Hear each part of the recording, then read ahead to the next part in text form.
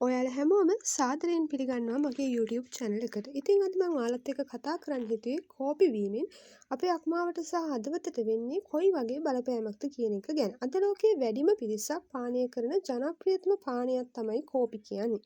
උදෑසන අවදි වූ මොහොතේ සිට දවස පුරාම ප්‍රබෝධමත් වෙන්න බොහෝ දෙනෙක් කෝපි වීදුරුවක් බොන්න පුරුදු වෙලා ඉන්නවා. නමුත් ඔබ දන්නවාද නිතරම කෝපි බීම අපේ ශරීරයේ ප්‍රධාන ඉන්ද්‍රියත් එකක් වන අක්මාවට සහ හදවතට ඍජුවම බලපාන බව. අද අපි විද්‍යාත්මක පරීක්ෂණ ඇසුරින් සාකච්ඡා කරන්නේ කෝපි බීමෙන් මේ ඉන්ද්‍රියන්ට වෙන්නේ යහපතක්ද නැත්නම් අයහපතක්ද කියලා. ඉතින් අපි මුලින්ම බලමු කෝපි සහ අක්මාව අතර ඇති සම්බන්ධය කොයි වගේද කියලා. ඉතින් කෝපි කියන්නේ අක්මාවට ඉතාමත්ම හිතකර පානයක්. එමගින් අක්මාවේ පිළිකා වළක්වන බව පරීක්ෂණ වලින් හෙළි වී තිබෙනවා. දිනකට කෝපි කෝප්ප දෙකක් හෝ තුනක් පානය කිරීමෙන් අක්මාවේ පිළිකා ඇතිවීමේ අවදානම 40%කින් පමණ අඩු වෙන බවයි ඔවුන් සොයාගෙන තිබෙන්නේ. ඒ වගේම සිරෝසිස් පාලනයටත් කෝපිවල වැදගත් කාර්යභාරයක් තියෙනවා. මද්‍යසාර හෝ වෙනත් රෝග නිසා ඇතිවෙන මේ සිරෝසිස් තත්ත්වය වළක්වා ගැනීමට කෝපිවල ඇති පැරාසැන්තින් කැපෙස්ටෝල් වැනි සංයෝග උදව් වෙනවා. අක්මාවේ අනවශ්‍ය තෙල් තැන්පත් වීම නැත්නම් පැටි ලිවර් කියන තත්ත්වය අඩු කිරීමට කෝපිවල ඇති ප්‍රතිඔක්සිකාරක ඇන්ටිඔක්සිඩන්ට් වලින් විශාල සහයක් ලැබෙනවා. කෙටියෙන්ම කිව්වොත් අක්මාව ආරක්ෂා කරන සුපිරි පානයක් ලෙස කෝපි හඳුන්වන්න පුළුවන්. දැන් අපි බලමු කෝපි සහ හදවත අතර තියෙන කොයි වගේ සම්බන්ධයක්ද කියලා.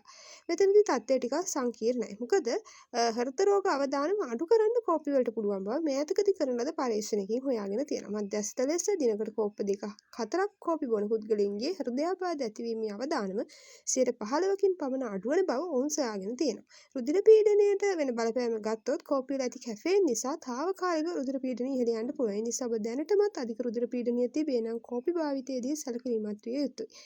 හදගැස්ම වේගවත් වීමට කෝපි දායක වෙනවා. ඒ නිසා සමහර පුද්ගලයන්ට කැපෙන නිසා හදගැස්ම අසාමාන්‍ය ලෙස වේගවත් වීම. හදගැස්ම අසාමාන්‍ය ලෙස වේගවත් වීම පැල්පිටේෂන්ස් තත්ත්ව ඇති වෙන්න පුළුවන්. මෙහිදී වැදගත්ම දේ තමයි ප්‍රමාණය. ඕනෑම දෙයක් ඕනෑවට වඩා ඕනේ නෑ කියන නීතිය මෙතනටත් අදාළයි. ඉතින් අපි සෞඛ්‍ය සම්පන්නව කෝපි බොන්නේ කොහොමද මේ ප්‍රයෝජන ටික ලබා ගන්න? කෝපි වල මේ කියන ප්‍රයෝජන ගන්න නම් අපි මෙන්න මේ කියන පියවර අනුගමනය කරමු. සීනි සහ ක්‍රීමර් අවම කරන්න ඕනේ. කෝපි වල ගුණය නැතිවන්නේ අපි ඒකට එකතු කරන අධික සීනි සහ කිරිපිටි නිසායි. හැකිනම් බ්ලැක් කොෆි පානයට හුරු වෙන්න.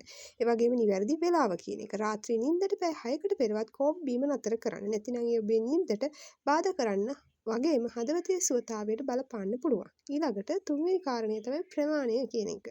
සාමාන්‍ය නිරෝගී පුද්ගලයෙකුට දිනකට කෝප 3ක් 4ක් ආරක්ෂිත බව වෛද්‍ය විද්‍යාත්මක පිළිගැනීමයි. අවසාන වශයෙන් කෝපි කියන්නේ ඔබේ අක්මාවට ආශිර්වාදයක් වගේම නියමිත ප්‍රමාණයට බොනවා නම් හදවතට හිතකර පානයක්. නමුත් ඔබට යම් සෞඛ්‍ය ගැටලුවක් තිබේ නම් වෛද්‍ය උපදෙස් ලබා ගැනීම හැම විටම නුවණට හුරුයි. ඉතින් මේ වගේ ඔයාලා නොදන්න කරුණු දැනගන්න මගේ channel එක subscribe කරලා එකතු වෙන්න වගේම තව කෙනෙක්ට මේ දේවල් දැනගන්න වීඩියෝ එක share කරන්න. ඔයාලගේ වටිනා අදහසත් පහලින් කමෙන්ට් කරන්න. නැවත මේ වීඩියෝ එකකින් හමු වෙනතුරු ඔබට සුබම සුබ දවසක්.